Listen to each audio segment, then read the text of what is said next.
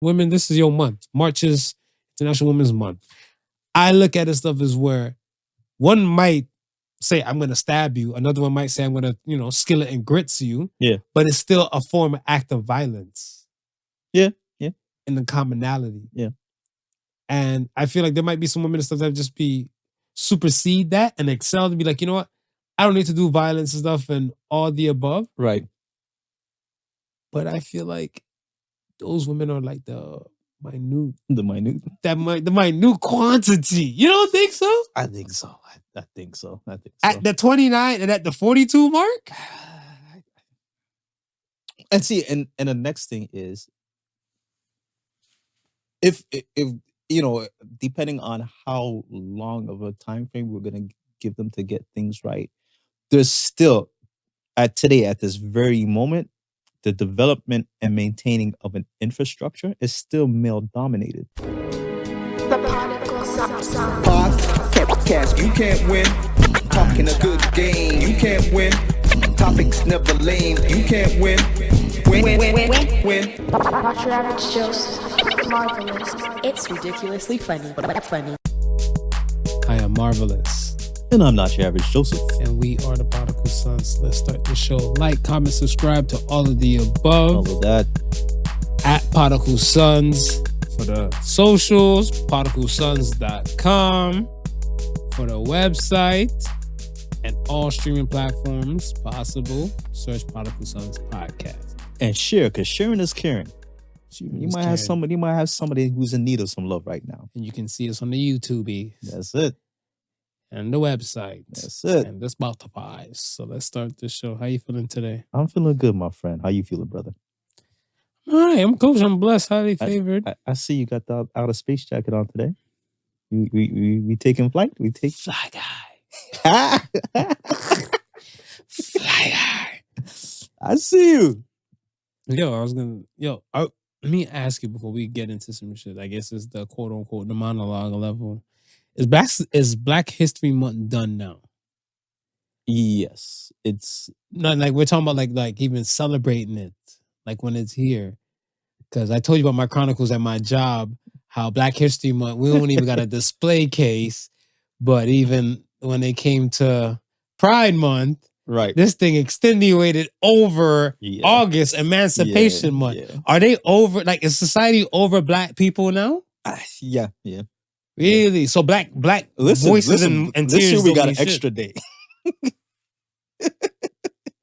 And they were probably complaining about that. You sound like a colonizer, okay? Sound like it's No, because I look at it, I was like, let's say for the past few years, we'll say go 2020. Right. No, we'll say 2021. 2021, I start looking at stuff as where the Lunar New Year, right? Sometimes, I guess, in the past, I remember, used to fall in the ending of January.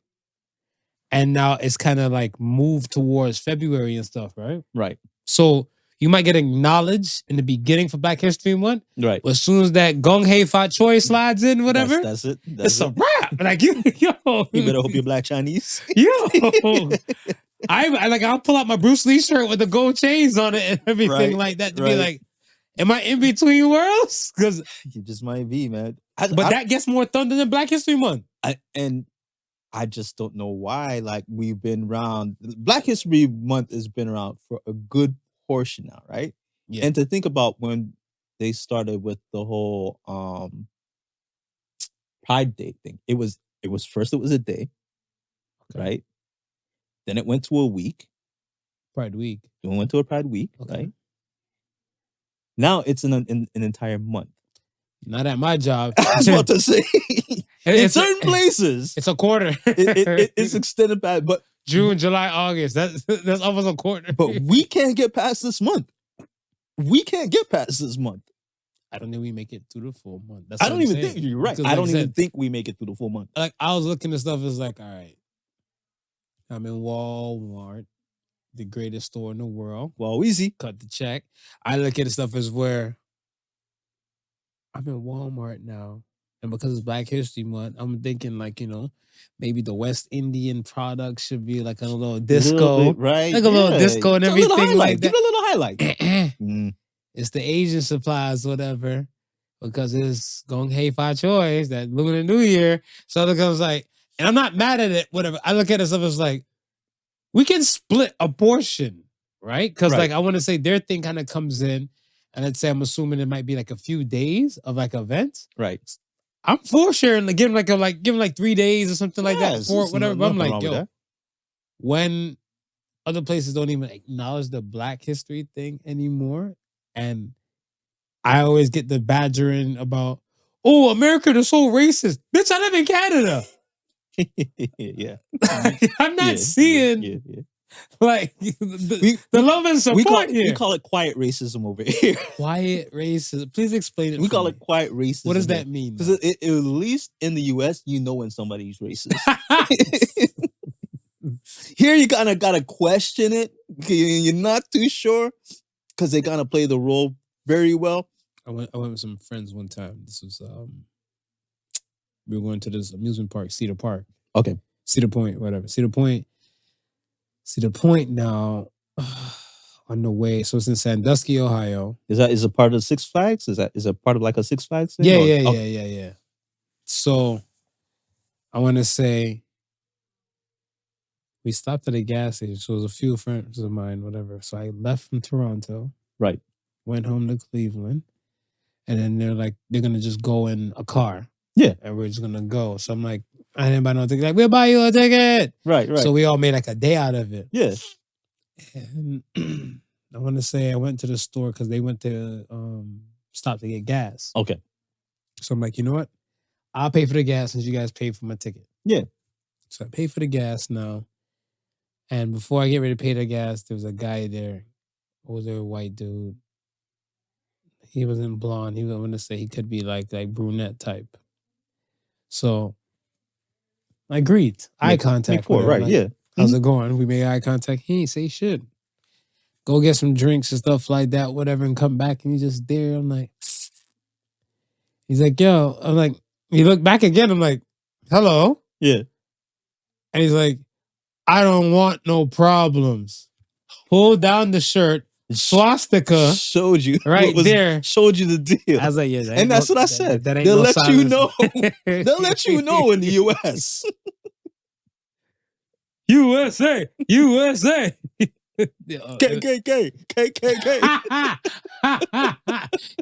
I mean, you're not wrong. You're not wrong. Because my biggest issue and stuff, a lot of times with the U.S. government and stuff, is that how do you have like certain groups like NAMBLA, right, and the Ku Klux Klan, right, running free, but yet you want to go to another country and deal with their quote unquote terrorists, right? When these are, to me, they're terrorist groups. You're preying on little kids, you're a terrorist. I don't know what state it was, but I think it was maybe a week or so ago. They found like some black woman with her head cut off or something like that. Yikes! I'm like, that's not an ordinary type crime. Yikes! It sounds like it's a little bit racially motivated. You think so? It's like what gave the tone? Her head missing. Hey, there's some sick people out here. There is some sick people. I look at it, stuff like it could even be where not me. I just thinking of the thought. There's some person out there, right, on some sick shit. Like they probably might cut the head off for whatever purpose. Maybe fellatio, maybe Dexter trophy purpose. Right. Like for all you know, this person gonna have like a plethora of like heads in jars. Just all stacked up. Just floating and stuff, whatever, right? This is kill number 3. This is kill number 38. Like, yo, you don't know. It's a different world we live in, right? So that be that. It's funny because even on Friday when I was coming back home from Owen Sound, I was figured like, well, I'm out here. It's a Friday, lottery day. Let me stop and buy a ticket because we always figured it's always the small town that get all the luck. Yeah. So like, I already have it in my mind that wherever I stop in one of these small towns, I'm gonna get the steers, right? So I pull over. I'm like, the first store I see, I'm gonna pull in. That's where I'm going. So there was a Becker's, right? Beckers. A Becker's. Those When's the bitches last is time you heard? scarce. When's the last time you? So you know I gotta be out of town. That business is scarce. So anyway, now I pull over and I jump out the car and I'm like, okay, here it comes. So I'm walking and I just see like the eyes. The hills have eyes. Everybody's like, so I'm walking. Moon cricket. Moon cricket.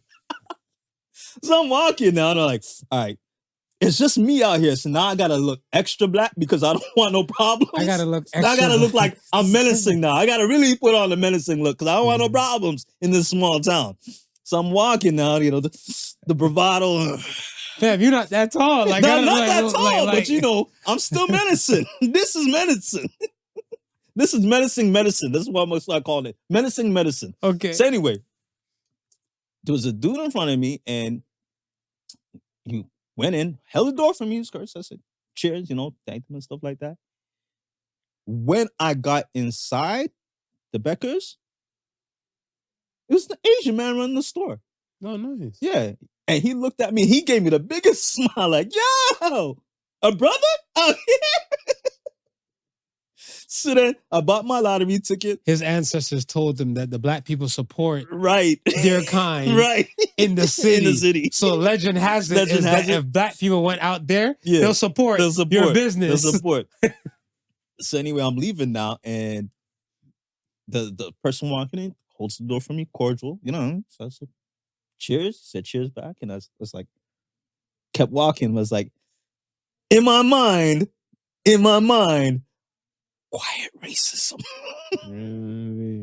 Quiet racism. You should, and again, because it's Black History Month, and he didn't see no color folk since a minute. Since the Civil War? He should have gave you, hey, yo.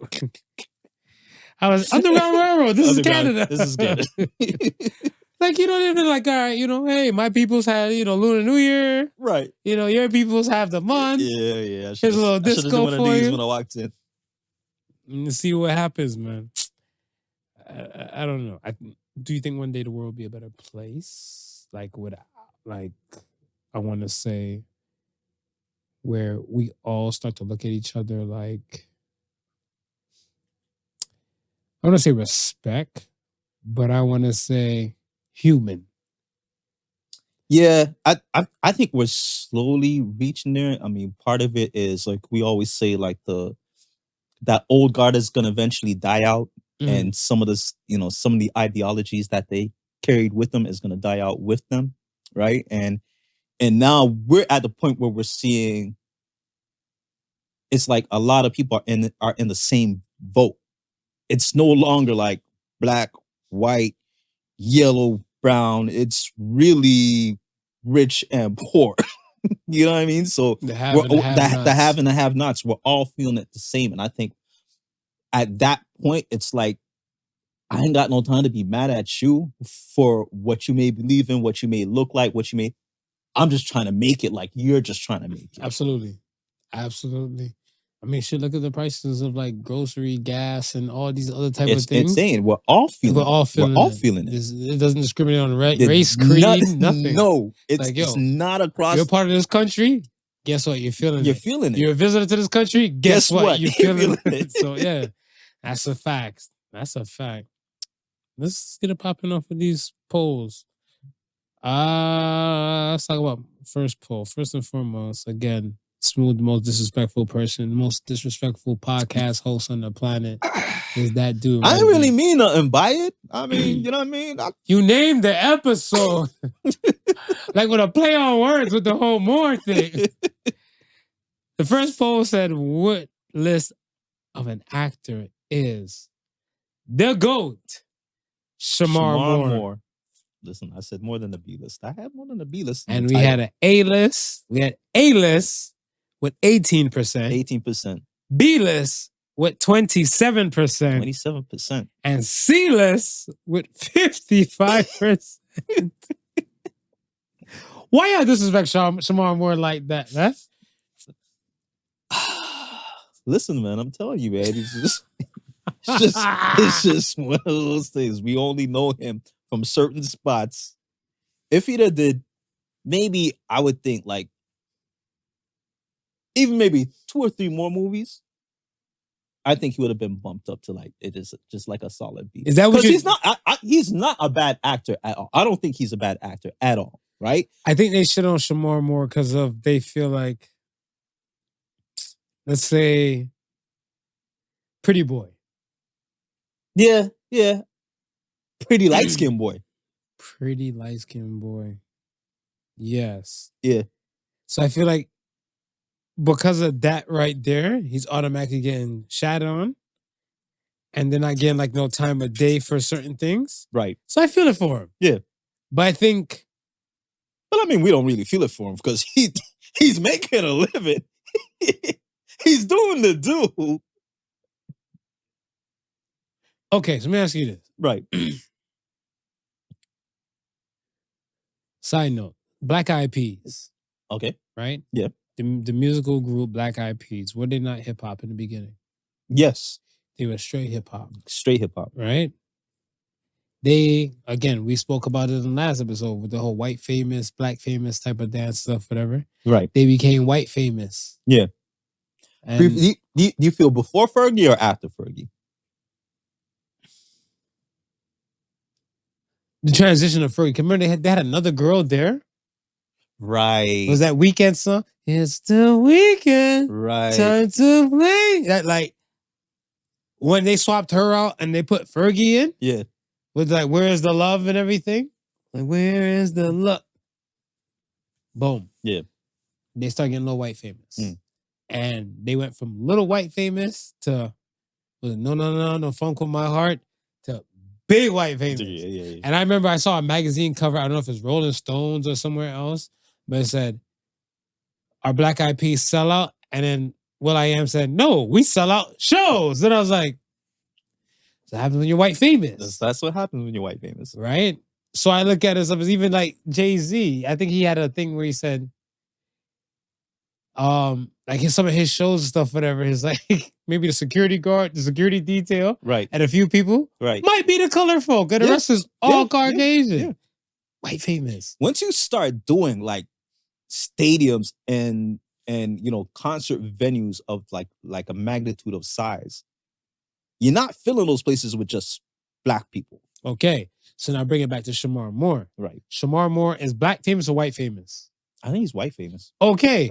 I feel like your racist black folk keep shitting on him because you're not understanding that the man is white famous. Okay, so you think if we had white hot.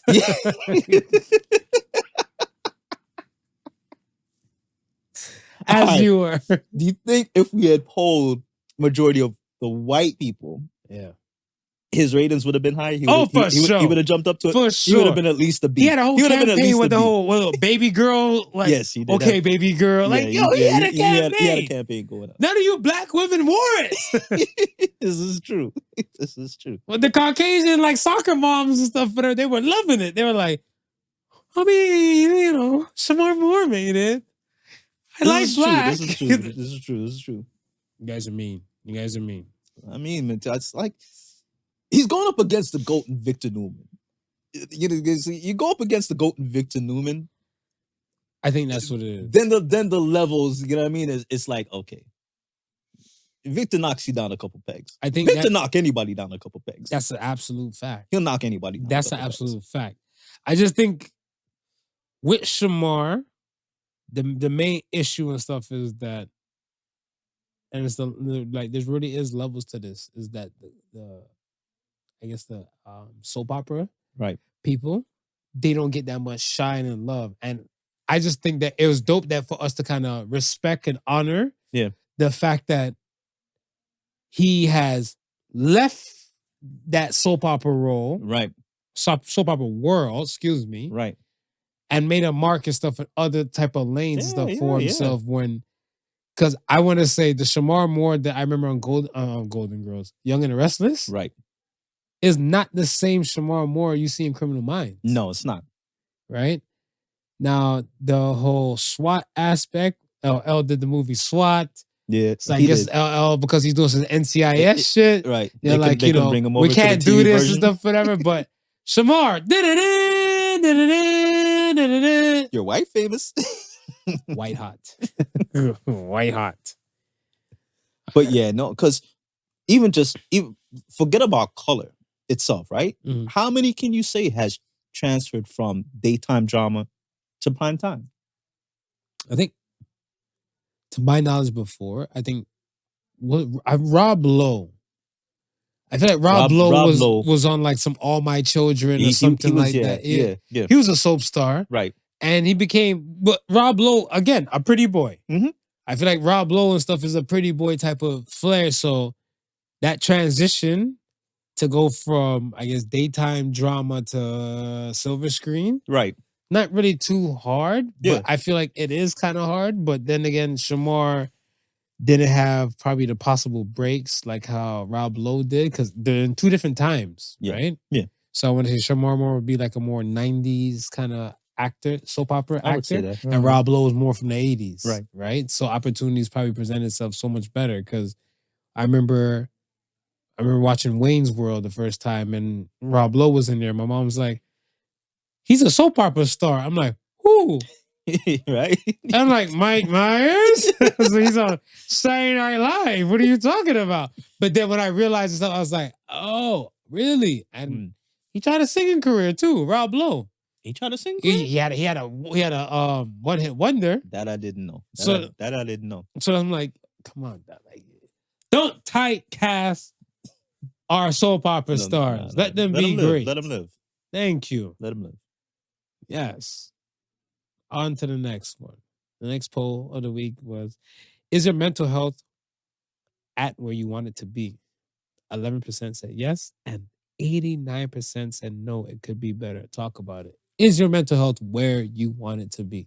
No, I think mine could be better. Yeah? Yeah, I think mine could be better. Really? And I'll only say that within the last probably, I would say, since last summer. Okay. And I think it's more of external factors and not necessarily just like anything personal. I think, the stress of moving, settling in, trying to figure out how you're gonna make stuff work, and now that we're further from everything else. You know what I mean? So I think that kind of played in a lot of it, trying to just rally up the wherewithal to even want to go anywhere, right? Because like a lot of the action happens in the city. Okay. Right? So a lot of times where I'm like, I gotta be certain places to do certain things, but it's like you think about the distance. You know what I mean? It's like the distance getting there, and then you're there, you're kicking it, but then you start to think about the distance coming back home. Right? And it's like, man, I know I want to do a bit more, but I gotta watch my time. I gotta do this, I gotta do that. So it's not like the things that I feel like I could be accomplishing, I need a little bit more time to accomplish it, and then it just makes stuff a little bit more tight. So would you be better to say, like, I don't know, would it be better to say like you would prefer to schedule a day to kind of handle all your affairs and stuff at one time? Or would it be better to just, let's say the Monday you have this, and the Wednesday you have an event, or the Friday or the Saturday you have something and stuff? Right. I would prefer to do that, to schedule everything all at once. Right. But then everybody else's schedule doesn't work like that. Right. So therein lies the problem. So is this more like a personal visit kind of thing, or is it more of a situation where it's business? No, more of like a business situation. Okay. Yeah. More of a business situation. Like okay. Personal, like that stuff I can do on my own time, right? And I can pretty much be more flexible with other people who are doing things on their time. So let's say you get a phone call right now, right? Let's say right after the podcast and stuff, whenever you get a phone call, somebody's like, grr, grr, they call you, they're like, hey, the weather is decent and stuff, whatever. We're out here just throwing on some meat on the grill. Pause. What kind of grill? What kind of grill? Whose grill? Braces. We're like, we're doing this, like, come through. Are you from your location to, let's say, somewhere in the east? Yes, yeah, Is it worth the kill? I'm not apt to do that, right? Because it's a distance, right?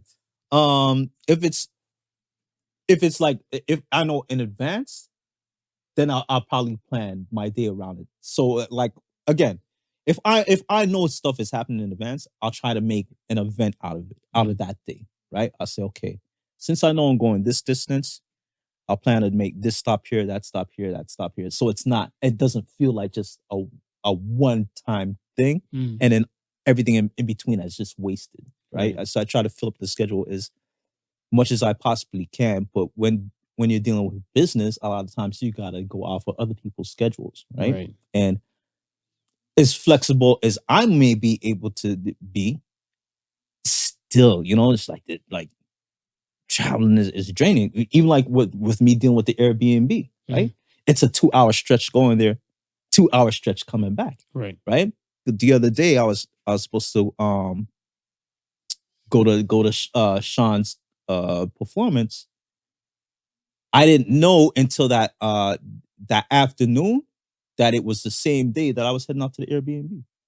So 2 hours there, I had to spend about maybe 4 hours to do it. And that's the next thing. I'm working on other people's schedules, right? Because I met somebody at 10:30 a.m., right? My next meeting wasn't until 5 p.m., 6 p.m. So I had to stay there. Yeah, because it don't make no sense to leave 2 hours and stuff. And then, so I have to stay there the 2 hours, right? Then I'm there. My other meeting is now from 5:30. I don't leave there till 6:30, right? Then to drive back. I don't get back home till 8:30. And the event is in Toronto. Drink a Red Bull. You can't sleep on live. I don't know what else to tell you. So I was like, it's not gonna happen. And again, if I had known earlier that day that like his performance would have been that day, then I would have just said, you know what, own sound stuff, I would have put to one next day. Because I really wanted to go, right? I was like, I even said, y'all come out and I'll film some portions for you so you can have some footage and stuff like that. So I really wanted to go, but it just didn't work out that way. I think for me, my mental health is where I want it to be. And I'm one of the yes people, because I look at it as stuff as where, for myself, everything, like let's say it's the smaller improvements. Right. And the smaller improvements on the improvements is to kind of make me evolve. I'm more self-aware and self-centered to understand that. So if I look at some things like, you know what, this could be a teaching moment, or this could be to be better moment. Right. And I look at it stuff as where, if I wasn't at the space where I am mentally, I want to be able to acknowledge that. So I look at it stuff as where, and we do live in a chaotic world. I'm not sugarcoating that, but like you got a lot of things pinballing everybody to and fro and everywhere, and it might be mentally draining on a lot of people. Right. I look at it stuff as where I've come to a point where FOMO don't mean shit to me. Like I don't have FOMO. So I look at it stuff as where I know you can't do everything. And I think some people feel like they can't do everything. And then here lies the dilemma. Right? Because I have somebody saying like, this is a few weeks ago, like for the Grammys, they're watching the Grammys, they did this. Like I seen their story, and their story was action-packed. So I think the Sunday, early part of the Sunday and stuff, whatever, they posted some shit about them going to church. And then going for brunch. And then I think visiting some other fam. Then them doing their thing and stuff more to their personal life. Then it was the Grammys. And I think just drinks and stuff afterwards and everything, or probably a Grammy party. Who knows? Following day, I know set person and stuff, right? I'm like, hey, what's up? How are you? Great. Yeah. You good?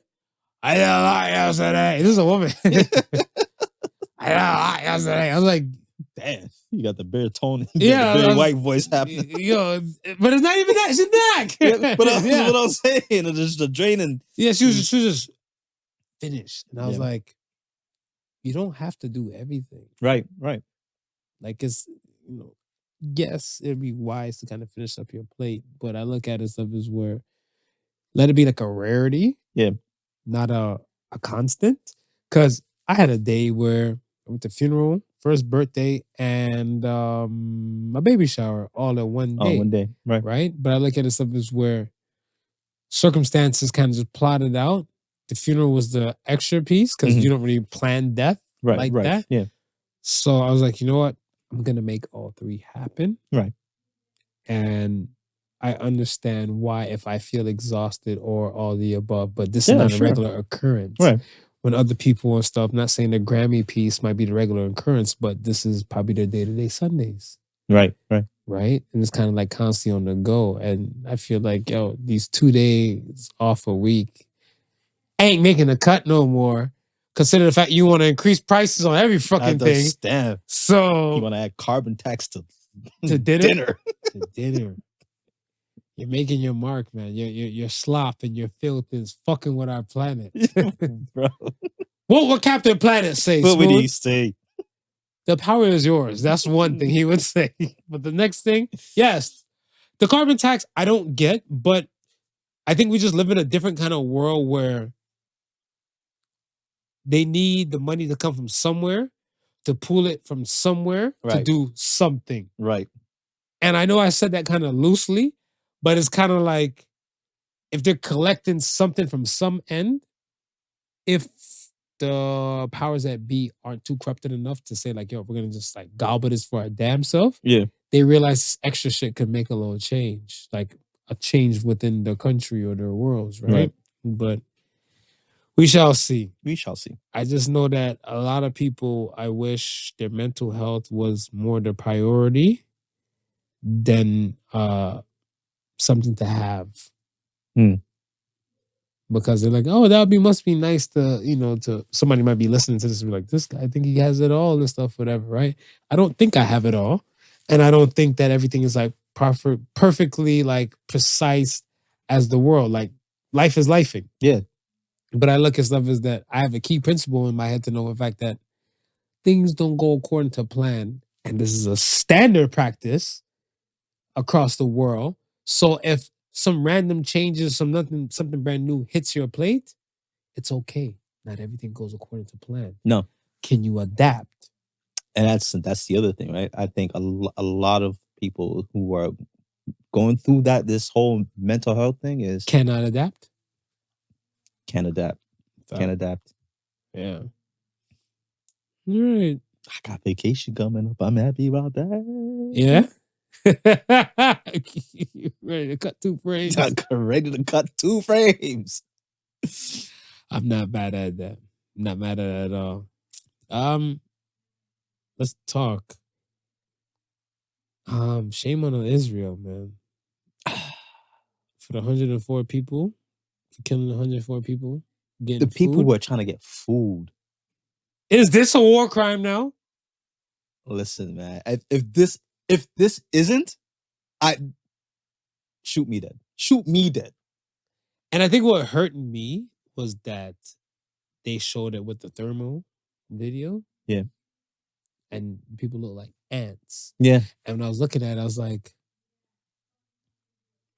I feel like they just treated people like ants because it was the tanks, right? It was disheartening because who would have thought that after all these months, I was gonna say weeks, but after all these months of the angst, the blow ups, the buildings coming down, all this type of stuff, right? You would think a little mercy would have been implemented, but this shows that these people don't give a fuck. I mean, you're coming off of one tribunal in the middle of another tribunal. Very disheartening. It's crazy, man, to just know that it's not even like these people are throwing sticks and stones at soldiers or anything like that. No, they desperate for food. They're desperate for food. So I can just imagine half that crowd probably haven't 8 and how many days? One woman said this, but she's like, the one that had to do all that had to be a man.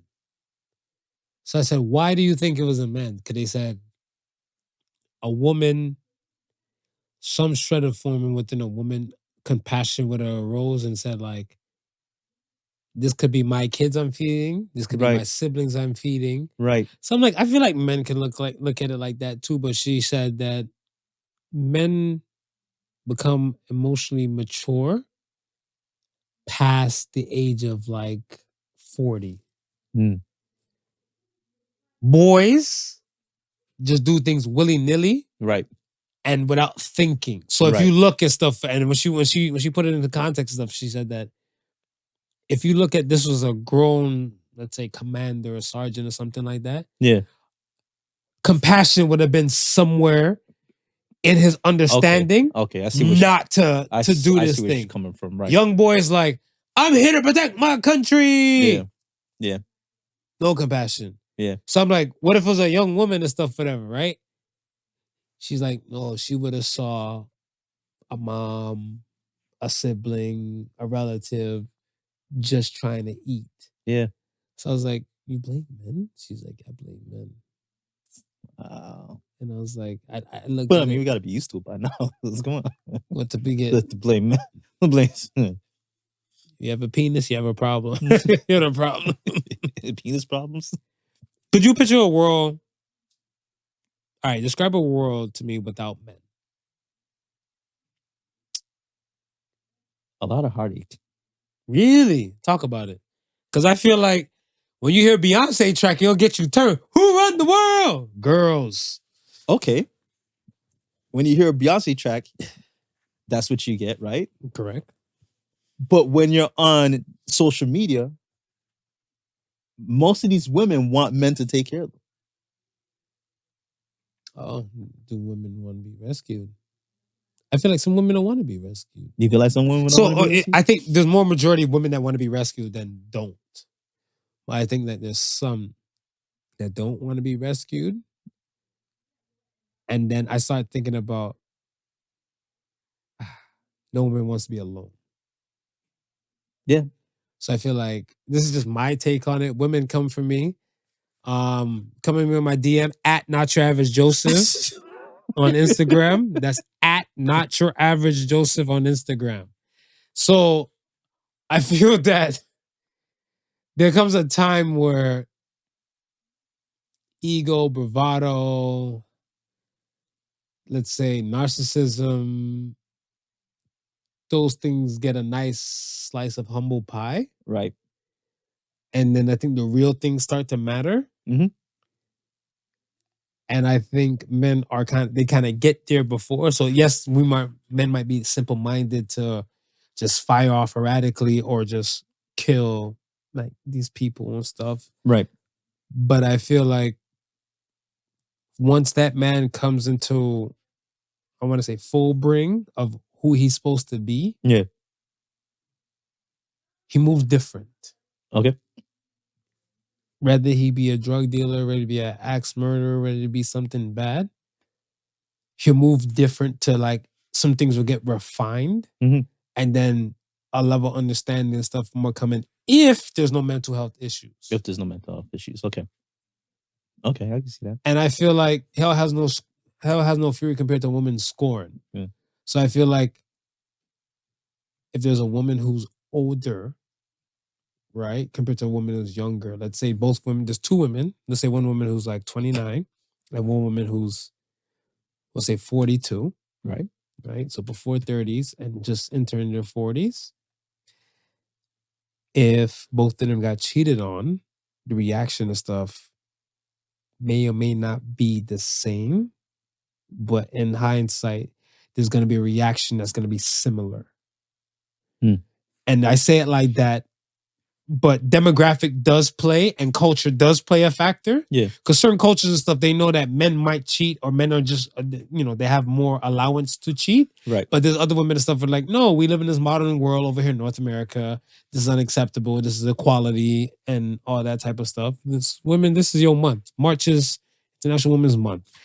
I look at this stuff as where one might say, I'm going to stab you. Another one might say, I'm going to, skillet and grits you. Yeah. But it's still a form of act of violence. Yeah. In the commonality. Yeah. And I feel like there might be some women and stuff that just be supersede that and excel to be like, you know what?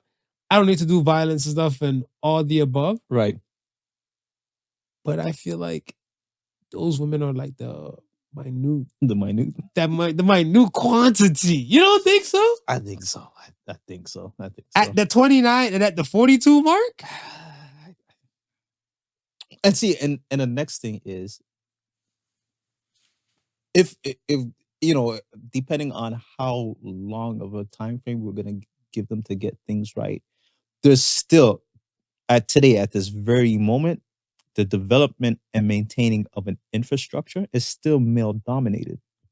It's still male dominated. So I thought about that when they Kevin Samuels is the one that made a statement like that. He's like, yeah, he said he made a statement like that, and I thought about it. I was like, I don't know how this world will run without men. Right. And there's no shade because I feel like the women are capable to get the education and know-how. And this is why I say, if there's a period of time where they realize... Instant, no. Yeah, instant, no. Instant, no. And I say that same way. Now, could you picture a world without women? It's all men. I think that rainbow flag is going to grow exponential. It's going to go exponential, and there's going to be a lot of... We might half the population before we even get that rainbow flag to grow exponential. It's a lot of testosterone you got to deal with. And a lot of Lord of the Rings is not Lord of the Rings, Lord of the Flies mentality is gonna happen. Oh shit! And those are young boys. Those were young boys with no resources. Right. Now picture grown ass men with resources. Shit.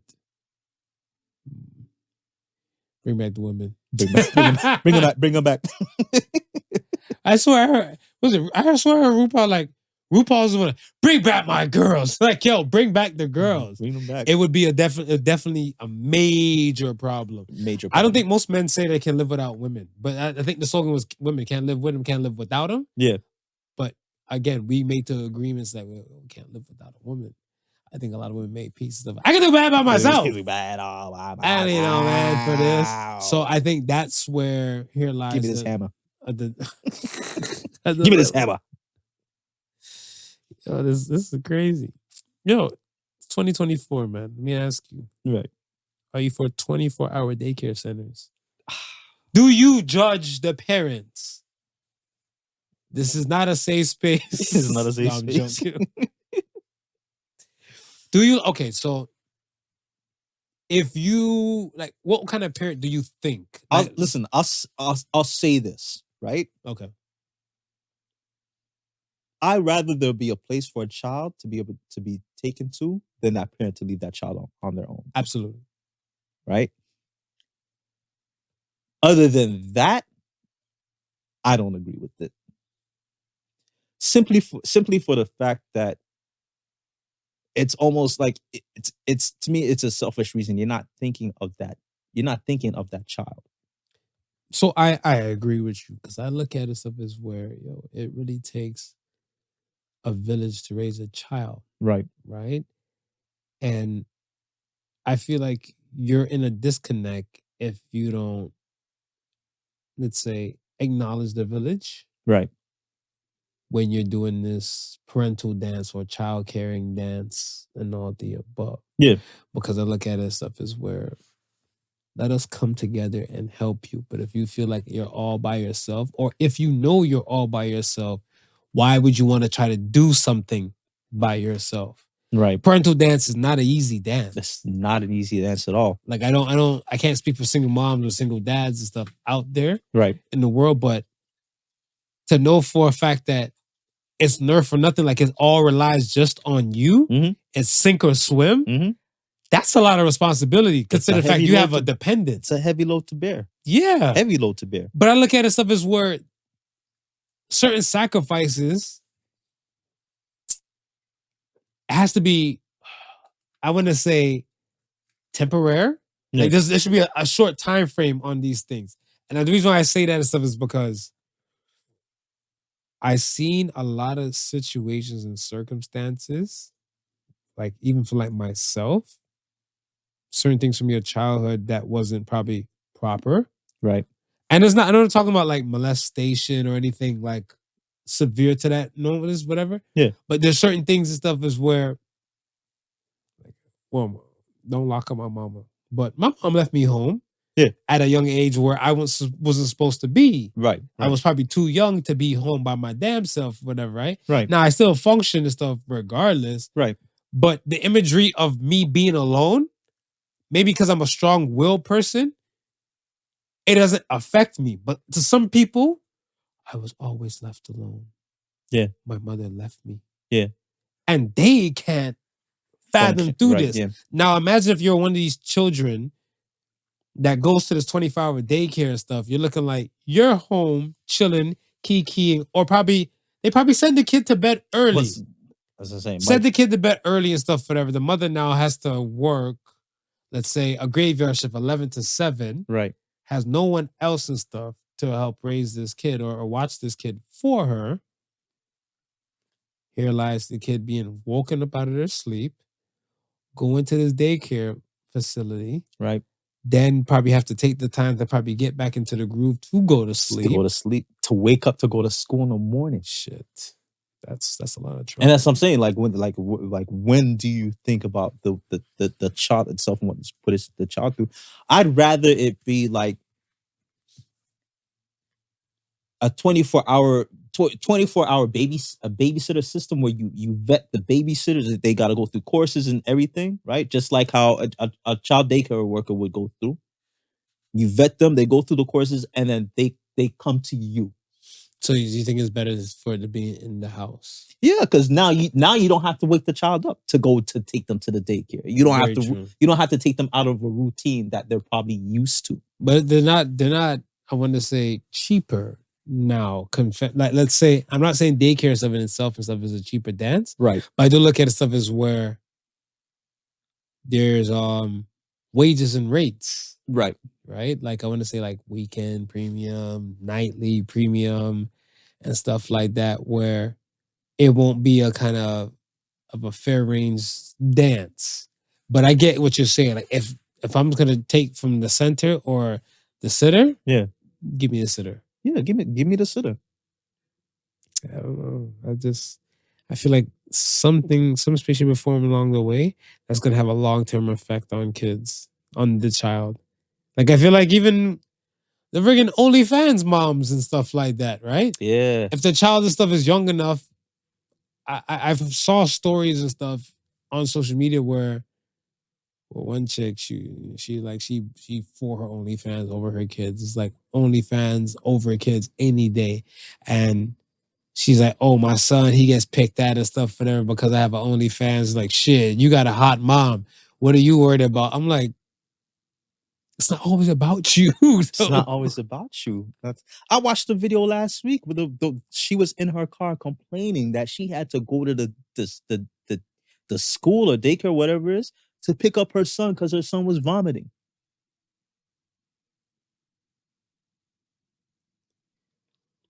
Some people shouldn't be parents. That part. 2024, baby, the year of exposures. Yo, what truths would you like to come out this year for 2024? What are you looking for to be exposed in 2024? Shout out to Cat Williams for setting the tone. for setting the tone. I'm looking for. I think they're just taking too long with this whole alien thing, man.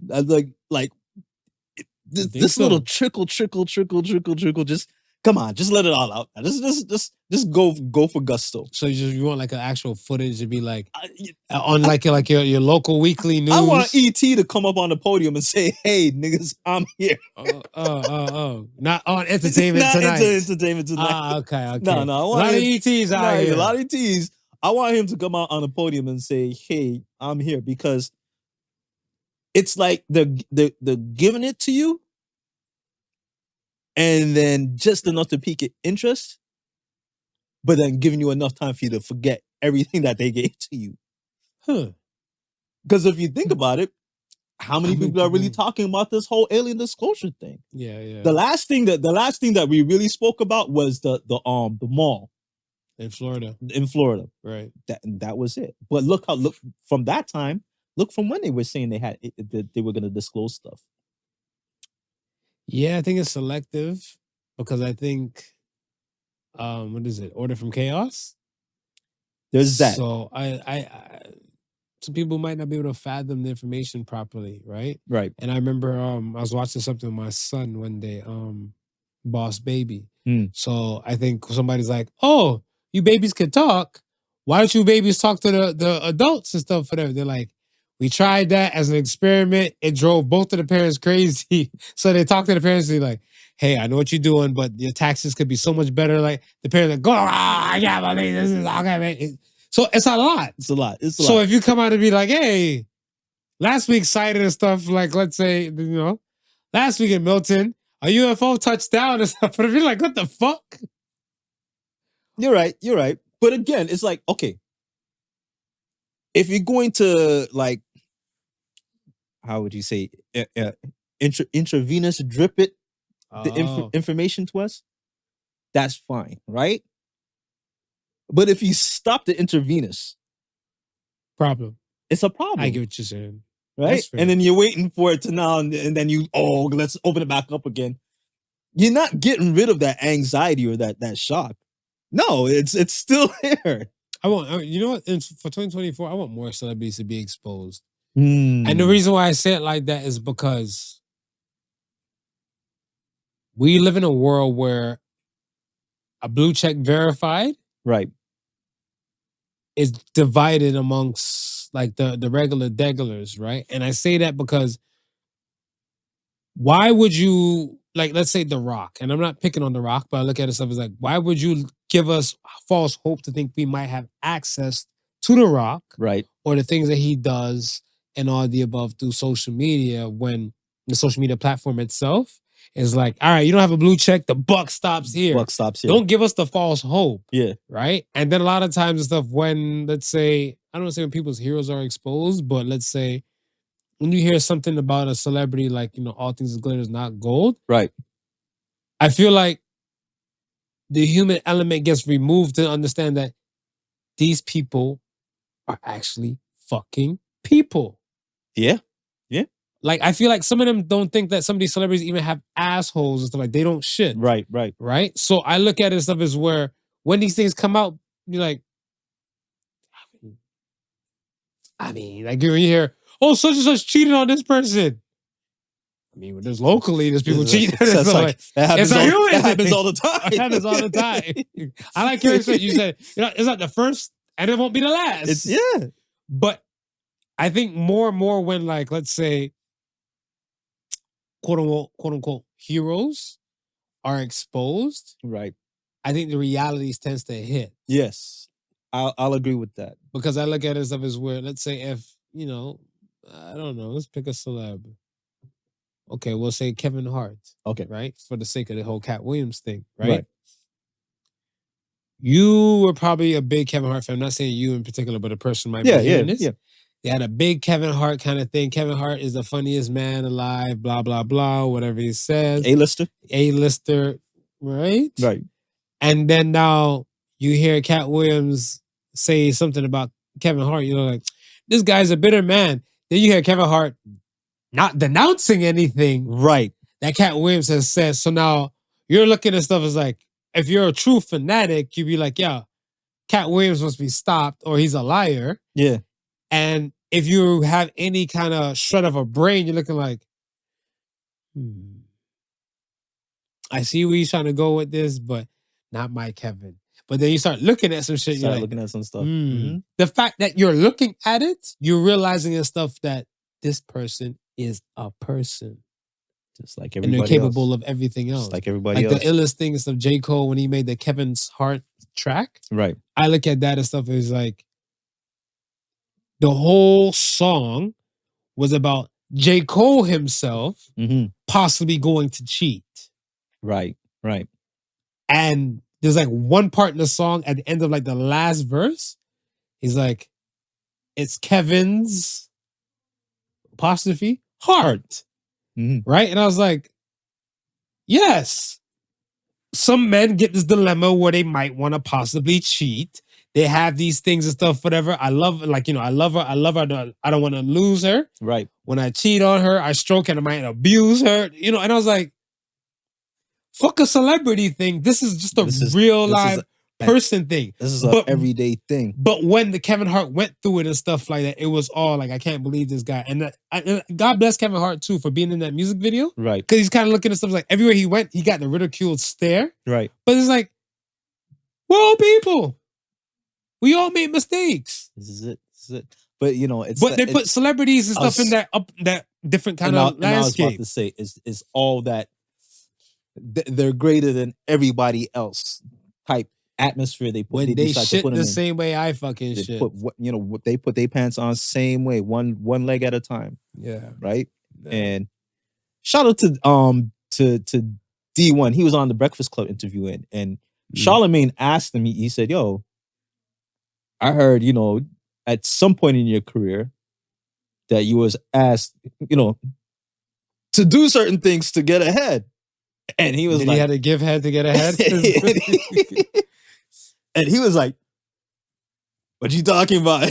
Charlemagne was like, "Well, I ain't gonna say if you gonna say." He goes, "No, I'm cool with it," because he's like, "I've gotten on the high." And he goes, "Yeah." He goes, "Oh, yeah." It's like, I was propositioned. I was in a position from somebody who was like, I guess at that time he was a manager, right? And he's like, I flew into whatever city and so forth like that, met them, that sat down, we had a thing, and there was like, yeah, basically I could do this for you. If you just got succeed, you just got to do something. If you suck some seed, you can succeed. You can succeed.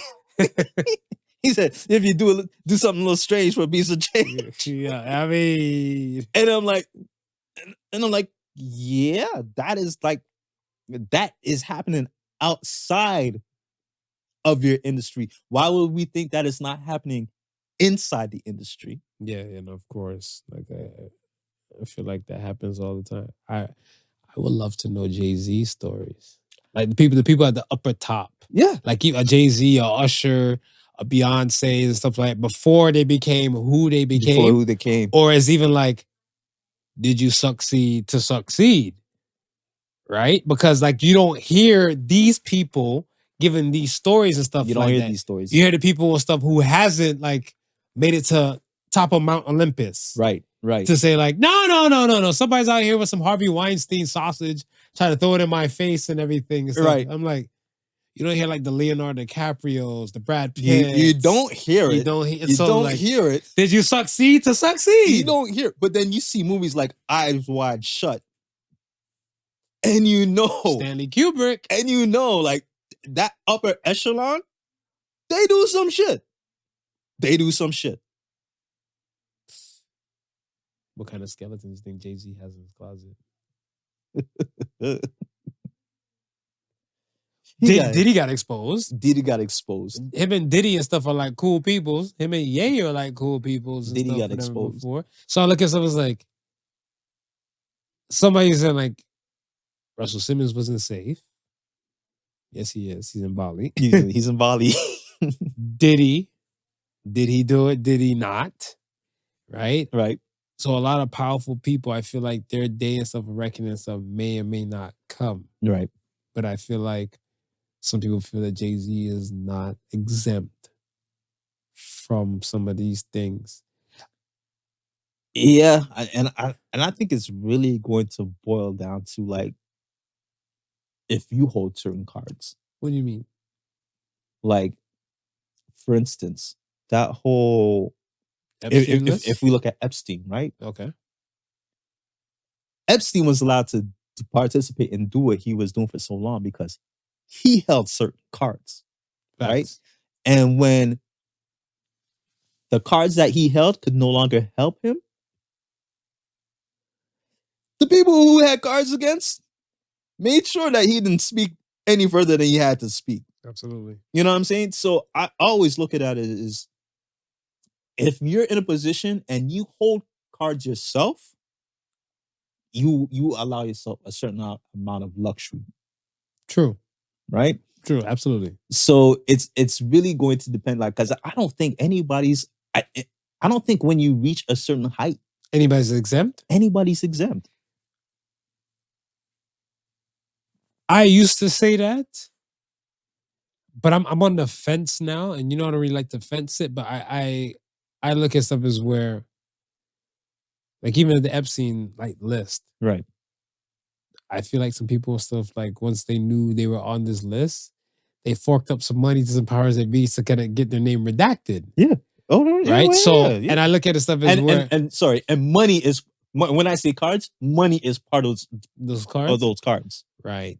So they're playing this right kind of card, Right. this bank card, Right. to kind of get themselves exempt. Now, let's say to the celebs that have passed on and went to their graves and everything like that as Mhm. well. Dead men or dead women tell no tales. Right. Right. Because I look at stuff as where I heard rumor, allegation, Richard Pryor's dead, Barbara Walters dead. I heard Barbara Walters had a thing with Richard Pryor. Whatever, right? So when I heard all that, I was like, yeah, but they're like kind of like night and day. Like, it's just stuff in the I'm like, I mean, it's still people. It's still people, right? He probably like, Barbara, your ascot looks kind of different today. And again, I always look at it as, we always see these people in certain light. We never see them behind closed doors. These parties are happening behind closed, where they can let loose, and this is why be who they really want to be. That's why I like the exposures. That's why I like the celebrity exposures. I mean, it's gonna hurt a few people and stuff, right? Because I want to say, I didn't hold Diddy as a high regards, but Diddy was still one of those people and stuff I looked at and stuff as like a mogul for the black community. Oh yeah. Because it's kind of like when you got his TV version of his story, like, came up, did this, climbed his way, create Bad Boy Records, do all of this, have motherfuckers walk for a cheesecake. No, I'm sorry. But it was a lot. And you kind of hand clap the victories as they went along, right, for him, right? Until we're in a position now where we don't hand clap certain things up about him, right? And I look at stuff as where that's okay. Mm. It's okay but maybe because I'm not a real fanatic. Okay. It doesn't affect me like that, but I still think it's still good to know for a fact that, like, and the good I'm saying, like, well, what did you expect? Because it kind of breaks down to a moral principle type of aspect. Is this money or is this integrity? Right. And clearly with his money, he don't give a fuck about certain people's integrities. Right. But then now when you're coming for his money now, maybe this is when he started to look for integrity. Like with the whole Cassie lawsuit stuff. Yeah. It's a reality check to some people. Yeah. Yeah. Right? It's a check for her, but it's a reality check for in more ways. And I look at it stuff as where some people can honestly take a step back and stuff and look at stuff as where, okay, you may not know somebody with Diddy's bank account, but you probably know somebody who's probably in that position what Diddy had over Cassie. Right? Right. And it's not a money thing, but it might be an integrity type of thing. Yeah. Where, like, oh shit, this person is just like a regular person doing this fucked up thing, and then you have a celebrity doing this fucked up thing. The difference is the cards is that the person's bank card isn't bigger than the celeb's bank card, and now we create this divide where we're not people anymore. It's like really us and them. And it's and the other thing too, right? Like you're in that upper echelon, and you see people get away with certain things, and you believe, if I get to that level, I'll be afforded that luxury as well. Am I not? I mean, you are in most cases until somebody's ready to pull those cards from you. I heard a line. You can tell me the artist if you remember, but I heard a line. I got 5 passports. I'm never going to jail. Yeah, that's a good line. I only own 1 passport, okay? Person that own 5 passports, they're never going to jail. But even just, and I mean, rest in peace, Kobe. But look at the time when when Kobe had the case? the case. Yikes. And he shit on Shaq and said, well, Shaq said, all you gotta do is just give him a little money. Right? Mm-hmm. So here he is with that Mamba mentality. I can do it too because all I gotta do is give them a little money. Now, if Shaq had caught a case before that happened, Kobe would have been like, that gives them that little money thing don't really work. Maybe I shouldn't be trying this. Shaq hasn't got one. He hasn't got one. So use your bank card to share some of that wealth on somebody else to stay out of trouble. Yes, man. Your bank card is your cards. You're holding the card. You're holding your cards, man. I'm going to get a better bank card. One day. One day you'll all see. No one will laugh at me. Let's get to the question of the week. Question of the week. Question of the week says, if you give it power, does it control you? Yeah.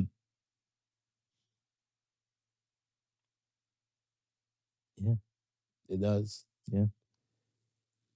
Going back to the Black History Month thing, I look at it stuff as where we've known for a period of time and stuff that there is non-Black people that say the N-word.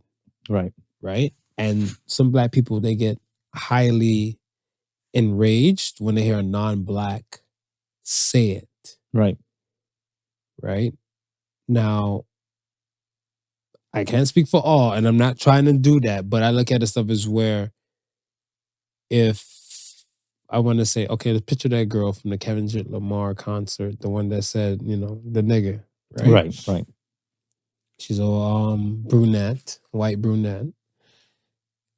I don't think when she was repeating the song, it was in a malicious manner.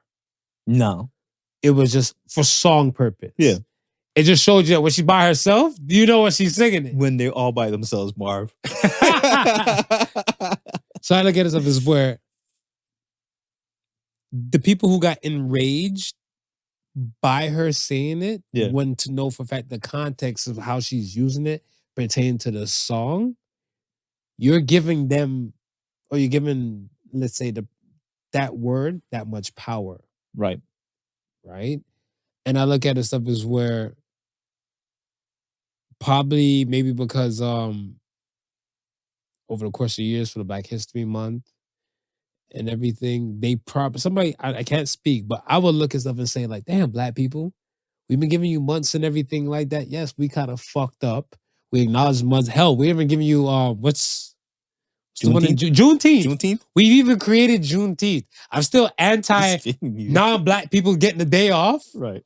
For Juneteenth, like I'm anti that. Like I don't. If you're not Black, you can't get that day off. Get it. You shouldn't. You're working.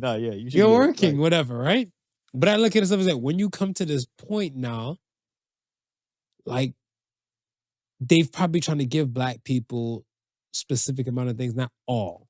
And I'm not saying not all powers that be have probably like all the rights and the access that some people just wish, like the what is it, 40 acres and a mule, right?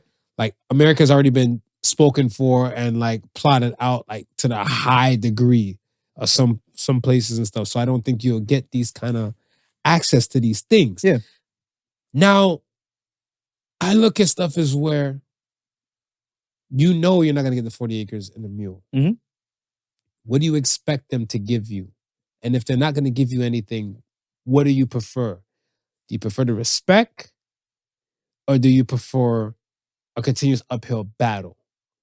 And I feel like the acknowledgement of Black History Month, period, is a step, because I'm looking at where here in Canada you have with the Indigenous, the Orange T-shirt Day, and that time in September. Yeah. That was newly created and established. That's, I want to say, it's not the best form of apology. It's something. It's something. Yeah. So I look at stuff as like where the Black History Month, they had to give it, right? But it's something. It's some kind of acknowledgement. But then we're still, some Black people still jump up and say like, nah, they gave us the shortest month in the year, or they gave us like the coldest time and the anti whatever the fuck. Yeah. And I look like, I think sometimes I Don't think give the like, rage power. sometimes I think a lot of these things are given out to pacify, as opposed to anything else, any type of acknowledgement. Like, So you I say know, it's more a pacification kind of yeah, thing. I know Okay, you're gonna, talk about it. rage up against something. So Yeah. let me give you something to simmer down. I always say this, like, I remember a time when the U.S. was in a fever pitch, like when Black people was looking like they were about to just finally posse up and tear the country down. When is this? This is like a few years before Obama. A few years before Obama? A few years before Obama. The race tensions were high. And then what happened? They gave us Obama. Well, they didn't give us Canadians Obama. They gave the Americans Obama. And it's like, then giving Americans Obama, that people started calming down and not thinking about this whole, okay, we need to take it for ourselves. They started thinking, okay, well, maybe we have a chance with this man in office to give us something. So to me, he was the pacification. He was the pacification to it, because a lot of things came down. That was right before. Do you look at Obama's like credibility of the things he's done, or you just still look at him as like a pacifier to like the cause? I look at him, the right person at the right time, groomed for pacification. He's just like, we'll have him here. This is our card. This is one of our cards, right? Because we know at some point, like, there's only so much a people can take. Correct. Before they decide to lash out, right? So you got to figure out, okay, how do we prevent this? Well, you got to give them something. I see where you're coming from. The reason why I don't like it, I get where you're coming from. I understand where you're coming from. I just look at it stuff as where it goes back to like, yeah, you guys aren't letting them be great. Like I look at stuff like if Obama is a plant, right? Did he still not do what he was supposed to do and stuff as a plant? Like let's say, like if he pacified the Black people, but I don't think he pacified for the Black people, because I think I still feel like if we look at let's say from when Obama's in office, from before like when he got in until when he got out, right? The traumas that happened publicly to Black people, like we're talking from police killings to like, I want to say, let's say certain racism and stuff, and like I'm gonna say businesses, where it touched like national news level, right, and everything. Right. I don't think he pacified those. I don't think he could pacify. No. That stuff. Yeah. No, that stuff was okay. But what I'm saying, what he pacified Black people going up against the establishment. I'm talking like the establishment itself. They were talking about prior to this. There was some portions. I remember watching. I remember even watching a speech from Farrakhan, where he was pretty much saying he was predicting a race war. We all are. Like that's nothing. Yeah, but this is what I'm saying. This at the time it was like a fever pitch thing, and it was like Black people, like they were like fed up, and then all of a sudden here comes Obama, right? So now we're no longer looking to take down the establishment. He didn't solve anything like in the Black community wise as far as racial tensions or us being, still harassed by the cops. None of that stuff got solved. A politician is a politician. Yeah, none of that stuff got solved. Politicians do promises. Yeah, none of that stuff got solved. But for the fact that people are now looking, okay, well, maybe we don't need to tear down the government. When tearing down the government probably would have made a better statement for Black people than Obama did. Interesting. Not too sure, but I see where you're coming from. Like I don't know if I can agree with it, but I see exactly where you're coming from, though. And then going back to the whole, power thing, right? Mm-hmm. Again, it's like the level of control the government has on us. They wouldn't be able to have it on us if we didn't give them the power. Give them the power. Ta-da. Ta-da. Well said. Well said. Let's get to the Acts of Sons, man. That's the Suns. Brought to you I'm a- by Black History Month of the past. Asshole. First Ask the Suns question comes from PopcornRN. Shout out Popcorn. What's a rich thing that you do even though you are not rich? Go ahead. Drink my tea with my pinky finger. Me too. You do that shit? Me Put it here, too. Put it here. Me too. I don't even try. It's just I'm like It's like a natural thing. You know, I used to piss off like a woman I was with because she saw me do it, and Right. then she's like, because apparently I do like that. the I note of, gave satis- her a the raise. note She's of like- satisfaction. She's like, let me get this straight. You drink tea with your fucking pinky up, and you have the nerve to do. I'm like, it's refreshing. She's like, get the fuck out of my face. I was like, yikes. It was hurtful. I think for me, order Uber Eats and DoorDash. Like, yeah, that's so much people shit. yo, there was one restaurant I'll tell you off camera. Well, I told you restaurant I was gonna go to and stuff, whatever. Right? Okay, right, yeah. Right. And I look at stuff. I was like, you know what? Let me see if I can place an order from the Uber Eats app. Yeah, and just schedule a pickup. right. Just go to the restaurant, pick up the Pick it up. food, and just Yeah. come back and stuff, whatever. Right. I go on Uber Eats, right, and I was like, oh, and it's something. The voice in the back of my mind is like, see if they got a website. So I went on the actual website. Okay, Uber Eats charge legit $4 more just for pickup. just for pickup. Just for pickup. Mhm. You're not delivering shit. No. Right? Just No, for pickup. just for you to go, just for them to contact the people and say, hey, get this person Middleman food ready. shit. Yeah, Middleman Right. shit. And I was like, balling? What are you doing? No, you're balling. Because I look at the stuff, it's like, you convince me you ain't out here living like you rich. You're like, this is inconveniencing me. So I would pay the inconvenience, the convenience fee. that's why I'm forever arguing with my wife because she's a Uber Eats general. I'm like, like I'm not doing anything. Like I could go grab this food and bring it back. like, no, we're power balling. Uber Eats. We wipe our ass for $100 bills around here. Uber Eats, Poober Schmeats. That's one issue. Next one, is it Pexd? Pexd? Pexd. Yes. Which country do you think has the nicest people? Damn sure ain't Canada. Yes.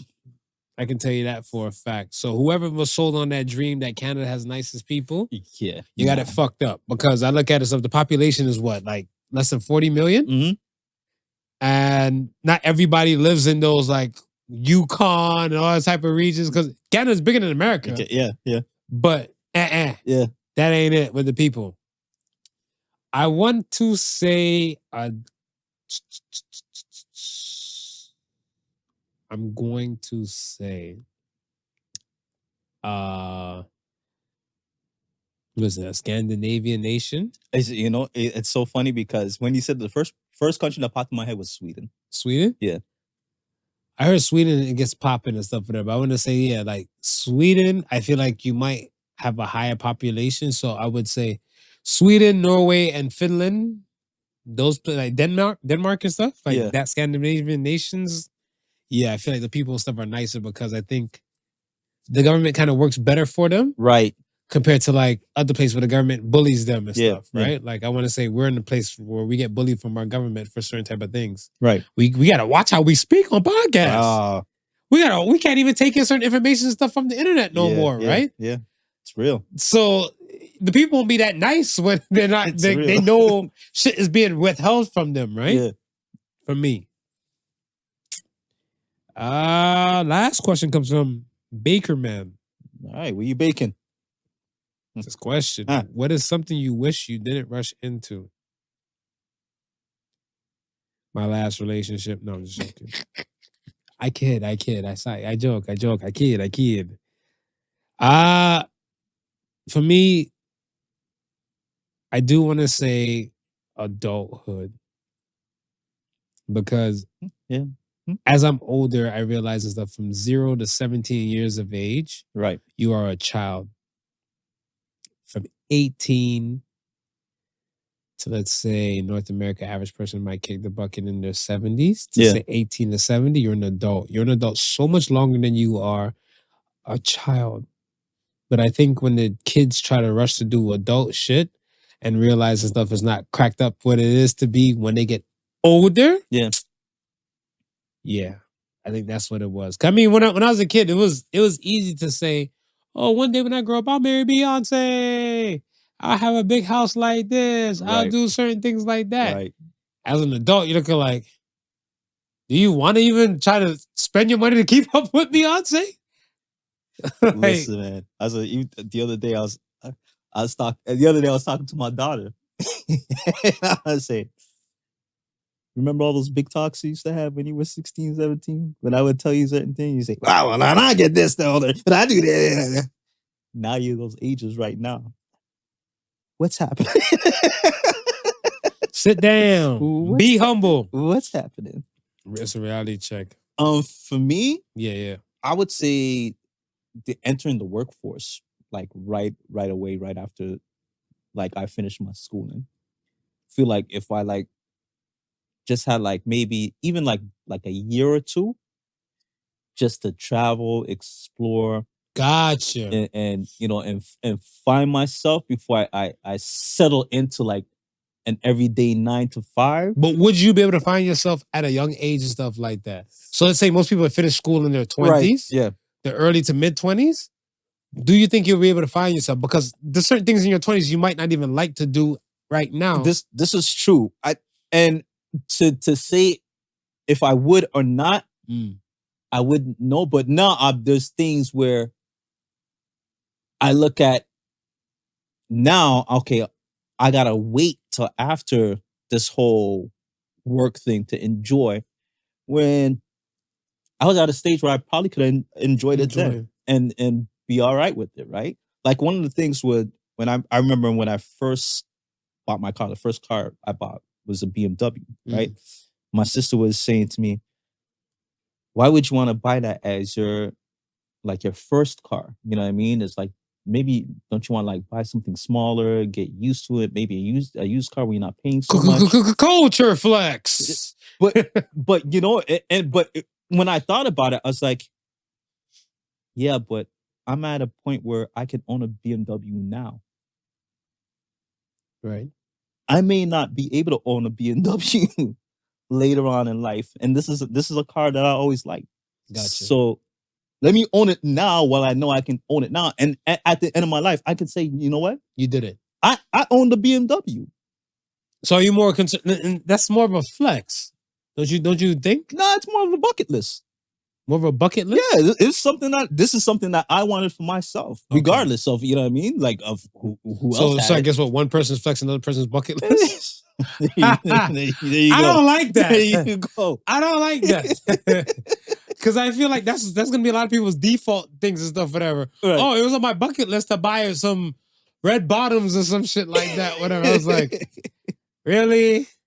Or is it a flex? But I've always loved that car growing up. I'm not taking that. No, that's what I'm saying. That's why I say when it's not for me, it's not a, because I was on BMWs before any of my other friends thought of BMWs. Okay. Right? Like I was on a BMWs when Rolls Royce was the luxury car.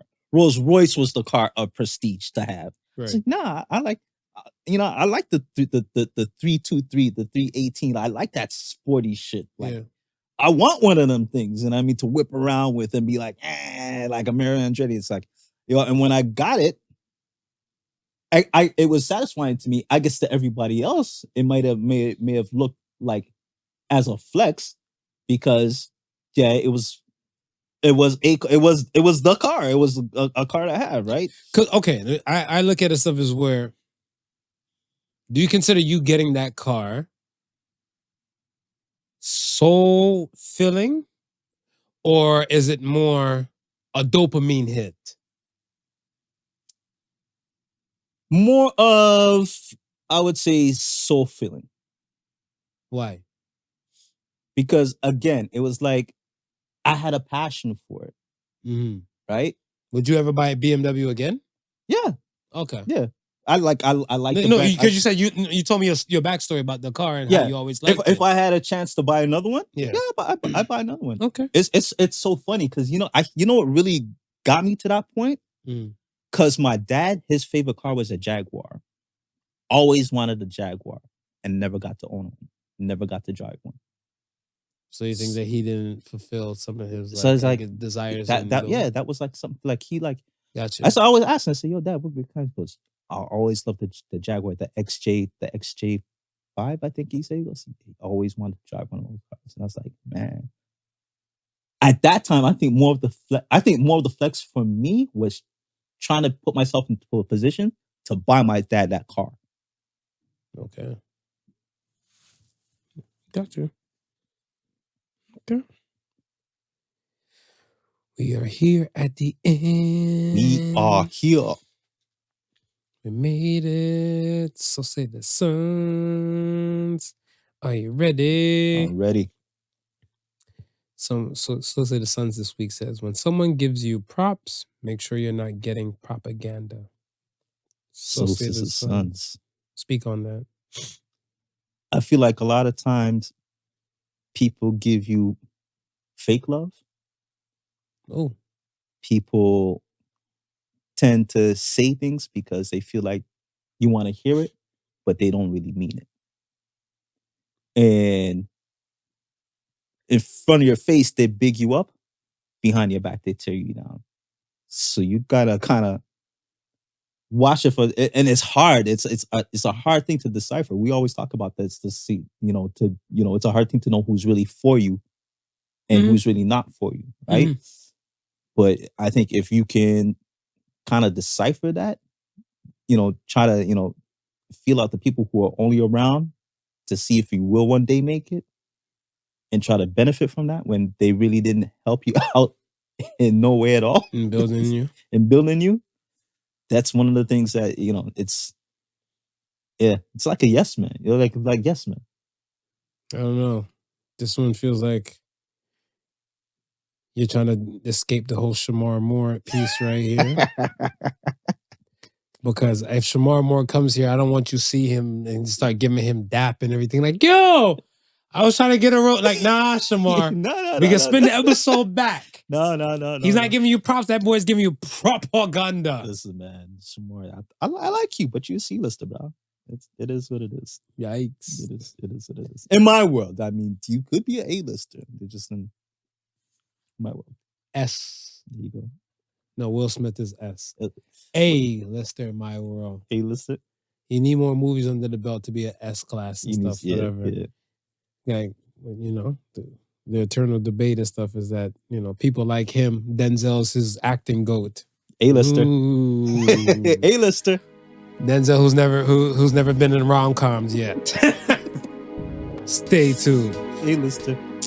All right, we are here, man. We are here. At the end, we appreciate you guys for listening and rocking with us and stuff. Like, As comment, always. subscribe, all of the above. All the above. At PodicalSons.com. Sharing is caring. YouTube, Podical Sons. You can see us. And yes, all streaming platforms possible. And thank you for listening to Podical Sons. Remember, the difference between genius and stupidity is that genius has its limits, y'all. Peace. Be safe out there. The Podical Sons with Not Your Average Joseph and Sofa King Marvelous.